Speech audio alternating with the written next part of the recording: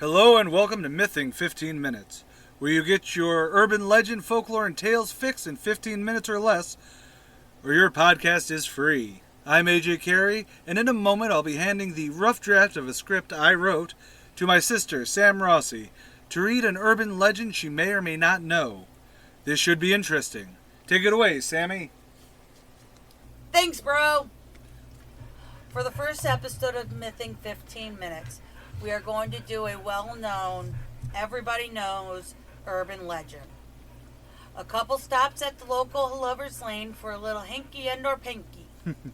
Before they get to the act, a radio broadcast interrupts, saying there was a breakout at the local insane asylum. A serial killer with a hook is on the loose. The guy doesn't care, but the girl, she's too freaked out to get frisky.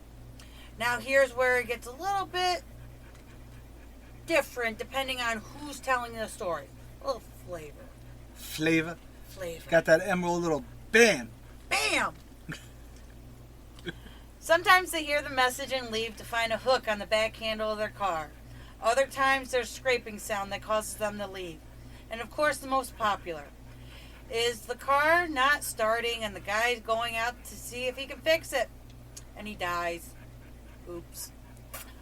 Or they try to escape in a hurry. By the way, when I was doing research for this, I honestly never heard the vanilla version. I've never heard the vanilla. At the very least, there's always a scraping sound, Yep. like on the door or something like that. It's never, oh my God, there's someone on the loose, let's go home.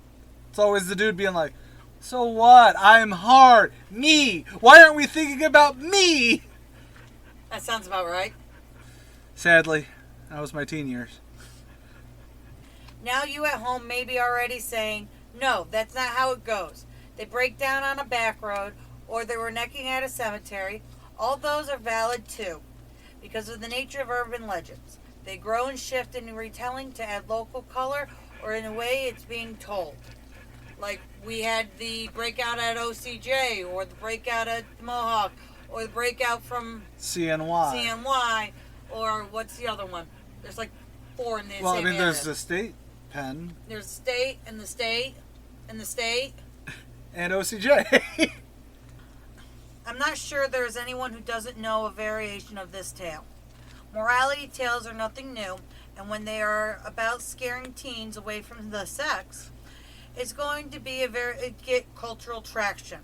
AJ has decided to be nice and not go into the evolution of tales like Little Red Riding Hood and the cautionary literature evolved into serial killers stopping teens from swapping DNA in the back seat.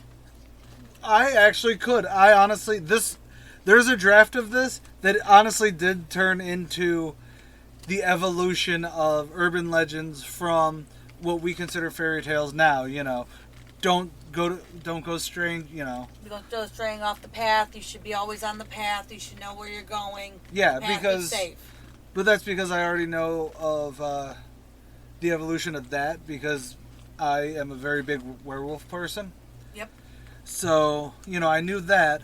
And then it's one of those things that a lot of people do kind of link cautionary tales, but not a lot of people realize that the urban legends we have now is an extension of that. Yes. Look in your back seat. There might be someone there to kill you. You know what? I love the winter. Because then the windows fog up. Sorry. That's actually what I hate about spring is when it gets really hot during the day and then really cold at night, and then all of a sudden there's already condensation on it, and all I'm thinking is, I saw this movie. I don't want that. For this specific story, one of, if not the first, official writing on it was actually universally considered to be a 1960 Dear Abby article. No, I didn't actually put... Dear Abby, for those of us who aren't old, was a series of article columns. Dear Abby... You write into somebody who answers your questions for you. Dear Abby, my husband really likes it when I tickle his prostate, and he always calls me Michael when we have sex. Should I be worried? I don't think that was Dear Abby. No, that was Dr. Ruth. That was Dr. Ruth. That would be more Dr. Ruth. rest in peace, Dr. Ruth, which was that simple, clean version. Let's try that from the beginning.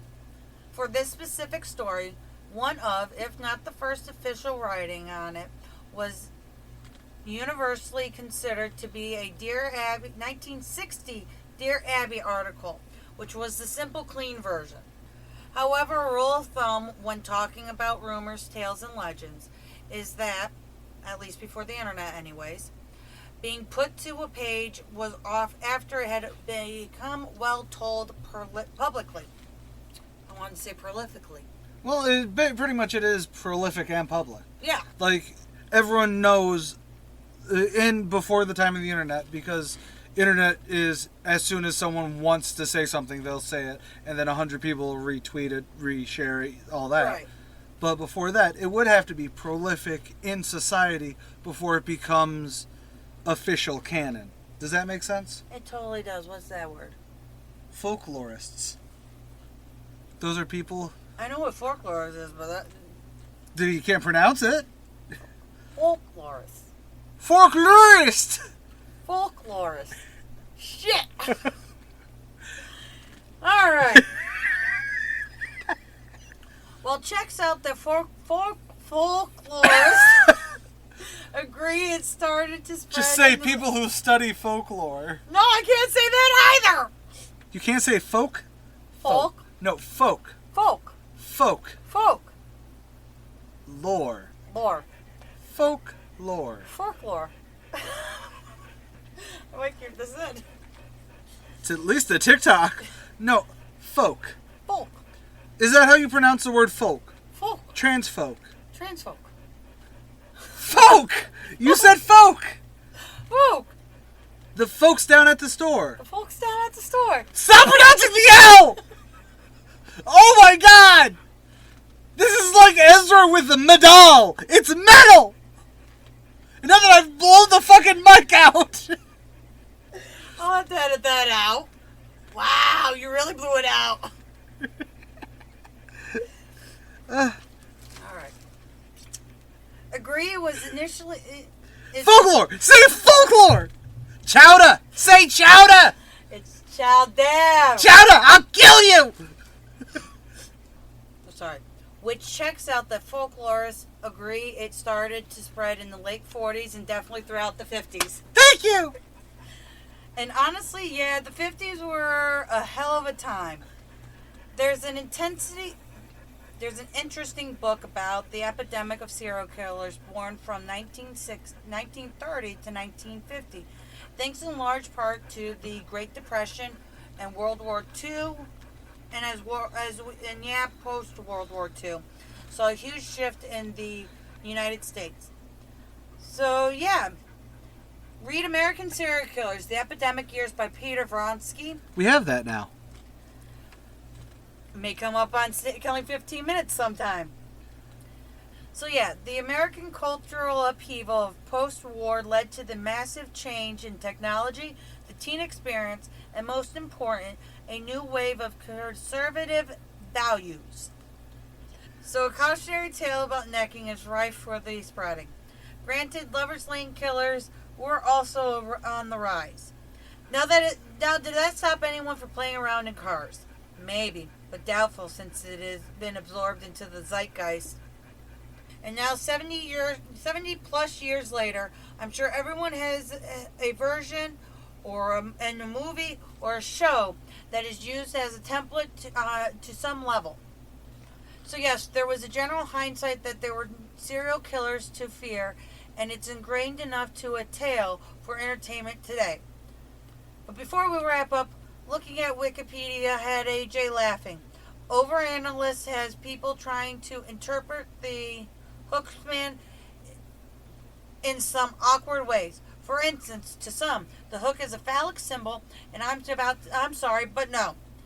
This is an abstinence morality tale, if not just kids scaring each other.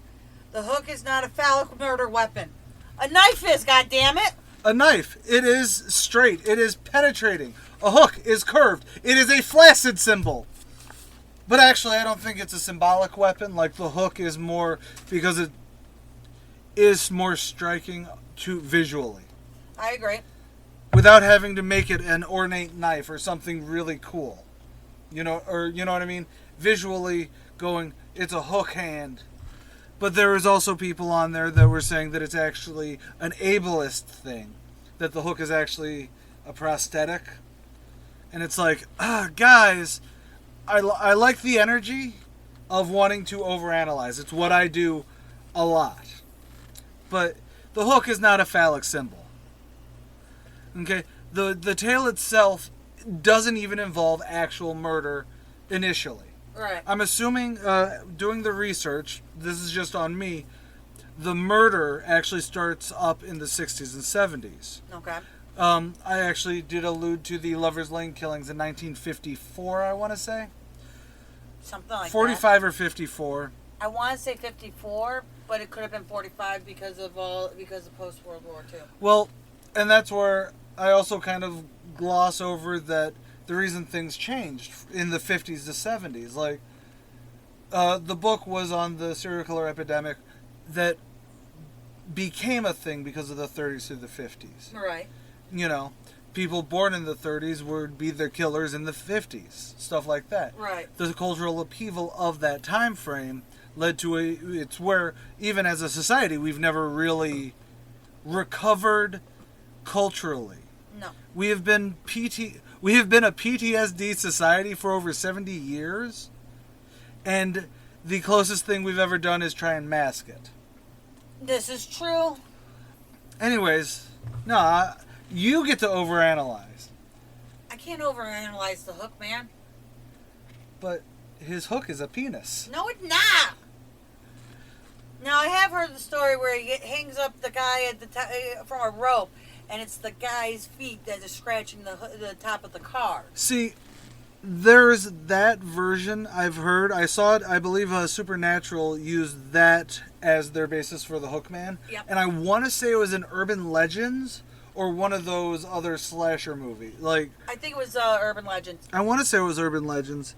But officially, that part of the story where he's scraping on top of the car does not exist until later.